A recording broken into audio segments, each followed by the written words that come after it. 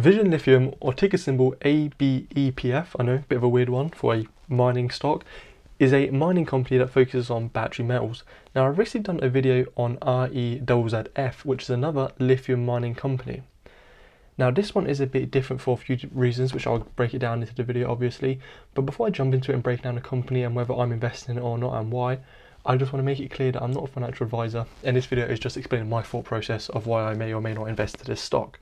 And secondly, I also want to ask, if you're new here and enjoyed the video, please drop a like and also subscribe. Now, jumping straight into the company's website, you can see it open up here and you can see a mining field, a quarry. So they're digging up, kind of says what it does on the tin, it's a mining company. Then it goes into a bit more detail here, so it says focusing on battery mineral exploration. Then it goes to say they're an exploration company focused on exploring and developing high quality battery mineral assets, including lithium and copper in safe jurisdictions, primarily Canada. The company is led by skilled and qualified mineral exploration and business professionals with a deep understanding of lithium battery metals market, which is driven by lithium ion batteries. So that just sums up what they do. They're focusing on lithium, which is a growing market and it's really in demand, obviously, with all the new EV stocks, electric vehicles being built and produced. Now, just to set the scene for that a bit more, so this is an article. It talks about lithium supply is set to triple by 2025, and that's even questioning, will it be enough to produce all the future EVs? And this comes from, obviously, there's in the UK, I believe by 2030, they're discontinuing all petrol and diesel cars. All of them are going to be produced from 2030. They're going to have to be electric, I believe. Don't quote me on that, but they are planning to do that at some point in the future. But it goes on to say just basically how much demand there's going to be for it. There was another article I posted in that REZZF companies regarding lithium supply. There's not going to be enough of it to meet demand. So basically, it's a really hot mineral. People need this and they're going to be willing to pay a lot of money for it. So why is this important for Vision Lithium? What makes this company different to, like I said, REZZF? Well, Vision Lithium just released now, so this comes out in February 11th. I think this is a few days afterwards.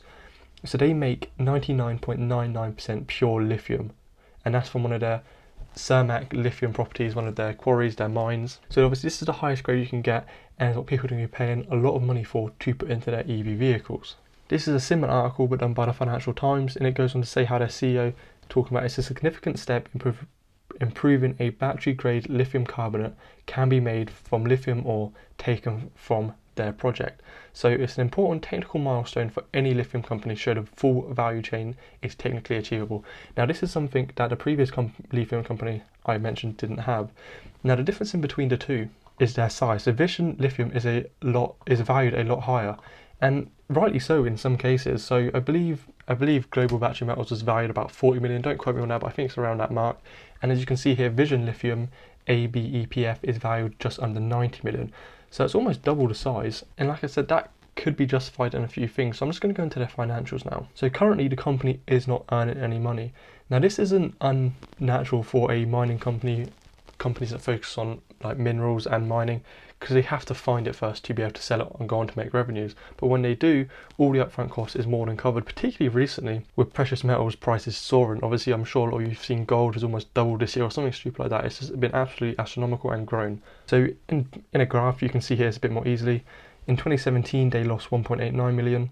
In 2018, they lost 1.72 million. But in the recent years, in 2019 and 2020, that's drastically dropped down to 513,000 to 388,000. And obviously now last week, you saw that they just have found that they can have lithium produced at 99.99% purity, which is insane, like I said, and is what is needed to produce these EV vehicles. Now, before we go into more on the financials on this company, these are some of the projects. This is the area, this Cermak, where they found the 99.99% pure lithium. So it goes on to say they have 24 mining claims, having a total area of approximately 1,100 hectares. And this is one of many projects they have on the go. So I'm going to jump in here into their financial statement. So on their financial statement here, it has all their assets. And particularly, I'm looking at their exploration assets. So the mines they own, the quarries they have where they can actually dig up and get the minerals.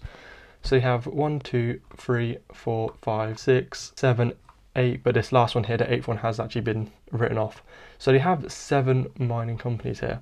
And I've done all the math on this. So you can see here they give the numbers. So for example, Wabochi has 534 hectares, Broadback North has 14 hectares, and so on and so forth. So I've put all of this into an Excel spreadsheet, and I use this kind of rule of thumb here. So it says, is 100 tons of lithium carbonate per hectare a good rule of thumb? So it goes on to say you could expect about per hectare about 100 tons of lithium. And on Vision Lithium's website, it goes on to say that battery grade lithium commands a premium and sells between 12,000 and 14,000 per ton, and lithium hydroxide for 16 to 18,000 a ton. So on the maths here, I've added up all their sites and it totals 8,871 hectares of land where they're mining lithium and copper and other minerals. Now obviously not all of this is going to be productive, and obviously that's like a really rough estimate of saying that 100 tons per 1 hectare. But it's a rule of thumb just to give a picture, because all penny stocks are risky and very volatile, and it's hard to predict the future, so we have to put in some assumptions. So I've gone with the lower end of the ton per lithium at $13,000 and 100 tons per hectare. So now assuming all of the land is used for lithium and all of the land produces lithium, not just copper and other minerals, all of their current assets, all of the land that they're mining on would equate to 11.5 billion Canadian dollars in lithium mined that they can go on to sell for EV vehicles and other battery metals. Now assuming only half the land was like viable for, and you could actually release lithium from this, you're still looking at about 6 billion worth of revenues here. And currently the current market cap for this company is 80 million. So they have an 80 million market cap with a potential of earning 6 billion. Well, obviously this is going to be a long time frame, 5 to 10 years, but it's still a lot of money, and the lithium market is set to triple, as I showed you in that article earlier, which means they could demand even higher prices, especially if the supply doesn't meet, or if there's not enough supply to meet all the demand. This could only increase the price even more. So looking at their current market cap, I compared it to another, it's a gold miner, but it's similar in the industry. So I looked at Newmont Corporation, a gold mining company. So I just want to look here, so their market cap is just under 50 billion. And so for 50 billion market cap, their revenues are about 10 billion a year. Now again, for revenues 10 billion a year and their market cap of 50 billion, so that's about 5 times their revenues as their value of a share. So if we're looking at 5 billion over the course of 10 years, we could say 1 billion per year. So that means this could value the company at 5 billion. If we're assuming 1 billion per year and looking off the same statistics that the Newmont Corporation had. Again, this is really rough, and this is a very speculative, as with all penny stocks, and it's just kind of my thought process and how I'm breaking it down and kind of my price target for it. So I would be looking at about 5 billion market cap, which is currently about a 50x increase from where it currently stands, I believe. So there could be a lot of money to be made, but again, this is based on a lot of assumptions. Like I said, all of this land is not going to all produce lithium. It's not all going to be very efficient. It's not all going to be the high grade stuff that they need. Even though I did half it and was a bit prudent, it could all through. There's a lot of other stuff that could happen in the meantime. So for example, going back to their financial statement, their income sheet, their financial position, you can see here in their current assets, they currently have about 525,000 in current assets, which is good. It sounds good. They have 430,000 in cash, which is great, and they have that 13.8 million in their assets, which involves all their property and other stuff like that and exploration rights. However, they also have current liabilities totaling 591,000, which means in their current position they don't have enough cash on hand or current assets to pay off their current liabilities, which means they could have a liquidity issue and they could actually go bankrupt through that. Obviously, I don't think this is, but I'm just saying that our possibilities this could get worse if they don't start selling their lithium off soon. So that's kind of my thoughts on this company. This has a lot of potential producing that excellent lithium and that high grade quality stuff. And like I said, if the kind of mining rights go through and they produce lithium even half to the scale of what I kind of mentioned, or even half of this, if it goes down to 2.5 billion, but they continue to keep afloat and they keep producing and all their mines are productive, we could at least be looking at a 25 to 50x stock, in my opinion. And so that's what I'm kind of holding out for. I think I might drop £100 in it just to see where it goes in 5 to 10 years time. I think this could be a very good long-term hold, because these kind of assets, they take a long time to produce any strong like minerals or anything you need.